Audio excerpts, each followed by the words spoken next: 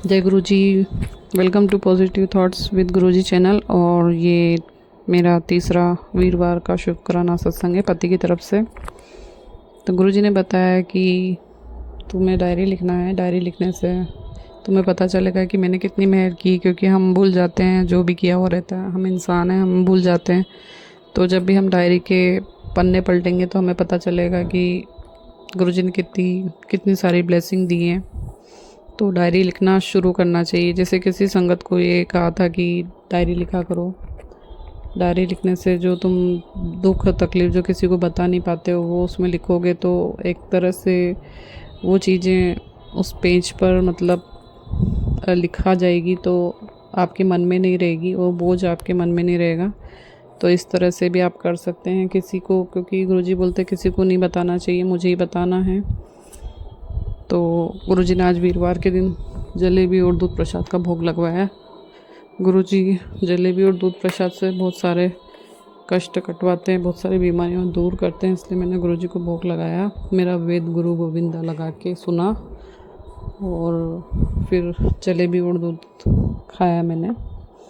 तो बहुत बहुत शुक्राना। और हमारी ज़िंदगी में जो विलन का काम कर रही थी बहुत टाइम से, वो गुरुजी ने बता दिया है। मेरी सास है जो ब्लैक मैजिक करती हैं और बहुत पुरानी लेडी हैं वो, उन्हें ये सब चीज़ें बहुत अच्छे से आती हैं। और मेरे हस्बैंड पे उन्होंने वशीकरण कर रखा था बहुत समय से, जिसकी वजह से हम दोनों की बनी नहीं। हम 17 साल से अलग रह रहे हैं और वो अभी भी नहीं चाहती है कि हम दोनों साथ में रहें। और मुझे मतलब बहुत अभी गई थी मैं तो बहुत घूर घूर के देख रही थी। अब गुरुजी ने हमारा रिश्ता अच्छा कर दिया है तो मेरे पति मेरी बात सुनते हैं, समझते हैं। वो इनडायरेक्टली टॉन्टिंग करती रहती हैं और घर के काम भी दोनों टाइम खुद ही, रोटी सब्जी खुद ही बनाती हैं। और सब्जी तक मतलब मुझे बनाने नहीं देती, जैसे देवरानी को ही बुलाती बनाने के लिए। मुझ पर बिल्कुल विश्वास नहीं है उनको कि मैं कुछ अच्छा बना सकती हूँ। और मेरे साथ बहुत गलत भी किया है, बहुत गलत व्यवहार किया है पास्ट में। वो भगवान जी के चरणों में, गुरु जी के चरणों में मैं अर्पित करती हूँ।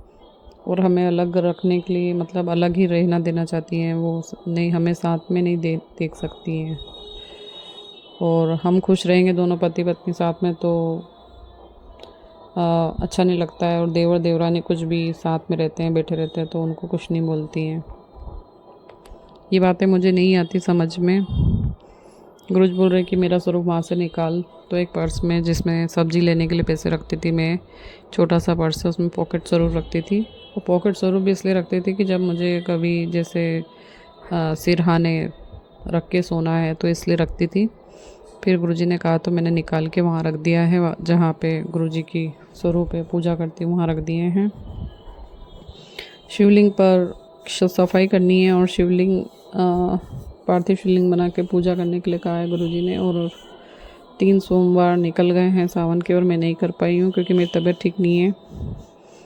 और गुरुजी ये भी बता रहे हैं कि वो लगातार क्रियाएं कर रहे हैं, मारण क्रियाएं कर रहे हैं, जिस पे तुझ पर 10% असर हो रहा है। पर जो 10% है वो भी हमें बहुत ज़्यादा लगता है। गुरुजी बोल रहे हैं डुगरी जाने की तैयारी कर ले, और वो तो मेरी संगत के साथ ही जाएगी। और सब्ज़ी लेने गई थी मैं आज, तो वहाँ बड़ी सी ब्लैक बटरफ्लाई निकली। तो गुरुजी हमेशा अंग संग रहते हैं, उसके लिए शुक्राना करती हूँ। गुरुजी ने कहा है कि बेटे की दीर्घायु कर दी है और पति के भी कोलेस्ट्रॉल, नौकरी, प्रमोशन और बिज़नेस सब कुछ ब्लेस कर दिया है। गुरुजी ने अमृत चूर्ण बनाने के लिए बोला है। आँखों के बहुत सारे मैसेजेस आ रहे हैं अभी, जैसे सौंफ, मिश्री और सफ़ेद मिर्ची, और इसको दूध के साथ लेना है, 7 दिन लगातार लेना है। तो जिसको भी आँखों की तकलीफ़ हो वो ज़रूर ले। बुधवार शनिवार बाथरूम साफ़ करना है, उससे बुधवार शनिवार साफ़ करने से ग्रह सही रहते हैं। और मेरी आँखें बहुत कमज़ोर हो चुकी हैं और मुझे हड्डी का बुखार भी है, बहुत समय से बुखार चल रहा है। तो अभी यूटीआई, यूरिन इन्फेक्शन जो आया है उसके लिए कल्चर टेस्ट दिया है, तो देखते हैं क्या आता है टेस्ट में, क्योंकि उसकी वजह से भी फीवर आता है और वीकनेस आती है, बैक पेन होता है, सब कुछ होता है। तो गुरुजी को बिज़नेस में अपने पार्टनर बनाए, अपनी ज़िंदगी में पार्टनर बनाए। गुरुजी हमेशा साथ देंगे और कोई दे ना दे, गुरुजी हमेशा साथ देंगे।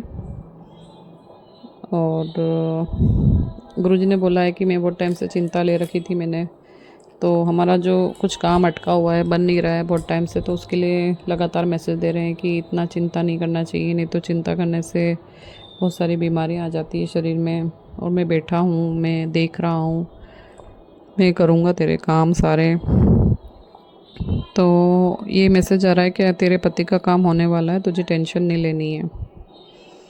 43 डेज़ तक एक सिक्का गुरुजी के यहाँ रखना है कटोरी में, और फिर उसे शनि मंदिर में देना है, ऐसा गुरुजी ने कहा है। सोराइसिस जो हाथों में से फुंसियाँ हो जाती है हाथ या पैरों में, और उसमें से पानी निकलने लग जाता है, तो ये एलर्जी के कारण होता है। ब्लड में जो एलर्जी होती है, तो गोभी नहीं खाना है, गोभी या पत्ता गोभी नहीं खाना है जिससे भी इस तरह की एलर्जी हो, क्योंकि किसी अंकल को बहुत भयंकर एलर्जी थी, और मुझे भी लाइफ में पहले बहुत ऐसी एलर्जी रही है। वैसे मैं गोभी नहीं खाती हूँ, बहुत रेयरली खाती हूँ, 1 साल में 1 बार।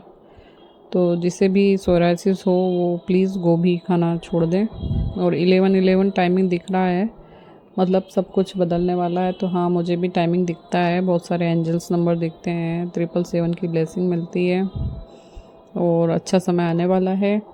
तो सभी संगत सब्र रखिए, विश्वास रखिए, और धीरे धीरे गुरुजी ठीक करते हैं। गुरुजी मेरी लाइफ भी ठीक कर रहे हैं, मेरे हस्बैंड के साथ ज़्यादा बनती नहीं थी, तो गुरुजी ठीक कर रहे हैं, और हम दोनों की अंडरस्टैंडिंग बढ़ा रहे हैं। थोड़ा हमें भी सीखना होगा, समझना होगा, क्योंकि ज़िंदगी में सब कुछ परफेक्ट नहीं मिलता है। तो बस गुरुजी का आप शुक्राना करते रहिए। और बहुत सी संगत का देख रही हूँ मैं कि अभी तक लाइफ सही नहीं हुई, उनके हस्बैंड से रिलेशन ठीक नहीं हुए, तो कहीं ना कहीं कुछ ना कुछ गलती हो रही है, या तो उनका भांडा साफ़ नहीं है, भांडा मतलब उनके मन में सही नहीं है, उनका मन साफ़ नहीं है किसी के प्रति। चुगली, निंदा जो गुरुजी बोलते हैं कि उससे बात मत कर, वहाँ मत जाओ, ये सब कब बोलते हैं, तो वो नहीं किया है अभी तक, उसकी वजह से भी। तो गुरुजी जो कहते हैं हमें वो करना होगा, तभी गुरुजी हमें ब्लेस करते हैं, बाकी नहीं करते हैं। तो अपना शुक्राना सत्संग शेयर करते रहिए इस चैनल पे, और सब्सक्राइब कीजिए गुरुजी के चैनल को। जय गुरुजी, शुक्राना गुरुजी। जय गुरुजी, शुक्राना गुरुजी, अनंतम अनंतम शुक्राना मेरे गुरुपा के श्री चरणों में मेरा कोटि कोटि प्रणाम। और सभी संगत जी को जय गुरुजी। संगत जी, मैं गुरुपा का शुक्राना सत्संग करने के लिए अभी संध्या वाले में बैठी हूँ। अभी समय हो रहा है 6:15। तो गुरुपा का लख लख शुक्राना। ओम नमः शिवाय। शिव जी सदा सहाय। ओम नमः शिवाय। गुरु जी सदा सहाय। संगत जी, गुरुपा की बहुत कृपा है हमारे घर पर। गुरुपा बहुत ब्लेस कर रहे हैं, लेकिन जो क्रिया करने वाले वो नहीं रुकते हैं। गुरुपा कहते हैं कि मैं कितनी काटूं, मैं ये काटता हूँ, वो फिर करते हैं, लेकिन वो तुम्हारा बाल भी बांका नहीं कर सकते हैं, क्योंकि गुरुपा का हाथ हमारे सर पे है। संगत जी, गुरुपा ने हमें इतना ब्लेस किया है कि हमें बिल्कुल शरीर से तो हम बिल्कुल बेकार हो चुके थे, लेकिन गुरुपा धीरे धीरे करके मुझे सही कर रहा है। संगत जी, गुरुपा मुझे जो कुछ भी मैसेज में देते, मैं कुछ भी नहीं कर पाती, मैं सच कहती हूँ। लेकिन बस मेरा एक ही ये रहता है, मैं करूँ या ना करूँ गुरुपा, लेकिन मैं किसी का बुरा नहीं करूँ, कभी किसी से ये द्वेष, अहंकार, घृणा ये सब ना रखूँ, ना मन में पालूँ, और मैं आपकी संगत बनने लायक बनूँ।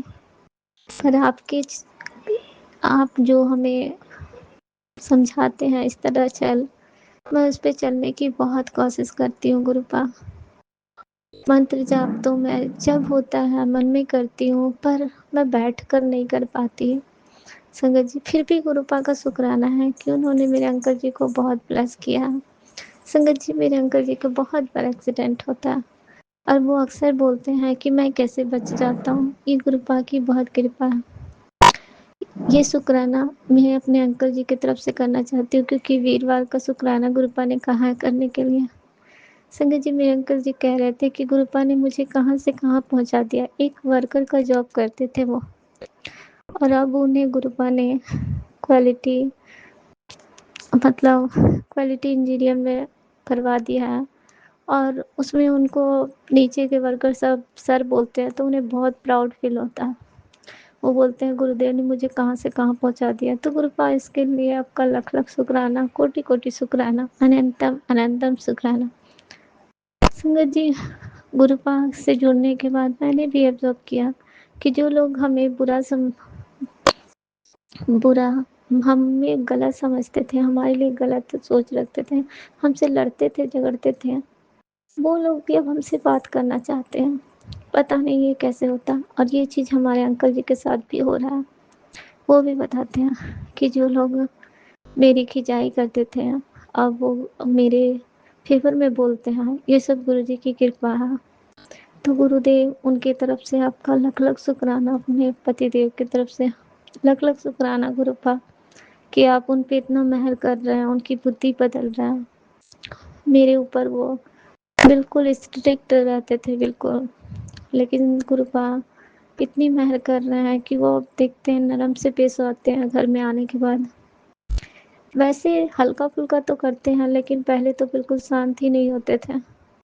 जब भी बातें करते तो तेज आवाज में ही कुछ ना कुछ हल्ला गुल्ला ही करवाते। तो गुरुदेव आपका लख लख शुक्राना, कोटि कोटि शुक्राना, अनंतम अनंतम शुक्राना। संगत जी, मेरी सासू माँ आई थी और गुरुपा मुझे बहुत सत्संग सुनवा चुके हैं कि वो तेरा अच्छा नहीं चाहती। मैंने उनके चेहरे पे भी ये चीज़ देखा। संगत जी, वो आई थी, मैंने बस यूं ही बातों में कह दिया कि वो किसी के बारे में बता रही थी, तो मुझे लगा कि मैं बोलती हूँ कि ये कोई ब्लैक मैजिक नहीं होता है तो कौन करता है आज के ज़माने में। तो इतने में मेरी सासू माँ बोलती है तुम्हें नहीं पता है, बहुत लोग करते हैं, तुम्हें क्या पता रहेगा, तुम तो घर में रहती हो। तब मुझे ये लगा कि गुरुपा सही ही बताते हैं। मैंने शायद ये शुक्राना शेयर भी किया है, मुझे ध्यान नहीं संगत जी, तो मुझे क्षमा कीजिएगा। संगत जी, मेरे बेटे के लेके गुरुपा बहुत सत्संग भेज रहे हैं कि बेटे के ऊपर नज़र लगी है तो नज़र हट जाएगी, ये सुन। मैं नहीं सुन पा रही, पर गुरुपा मैं आपसे विनती करती हूँ कि आप मेरे बेटे को आप ही संभालो, क्योंकि मैं नहीं संभाल सकती और ना ही मैं उसे प्रोटेक्ट कर सकती हूँ। संगत जी, मेरा बेटा इधर बहुत उखड़ा उखड़ा रह रहा, पूरी पूरी दिन फ़ोन पे लगे रह रहा, क्या कर रहा मुझे नहीं पता। कभी बोलता वो पढ़ रहा है, कभी वो क्या करता है क्या नहीं करता दिखाता तक भी नहीं है।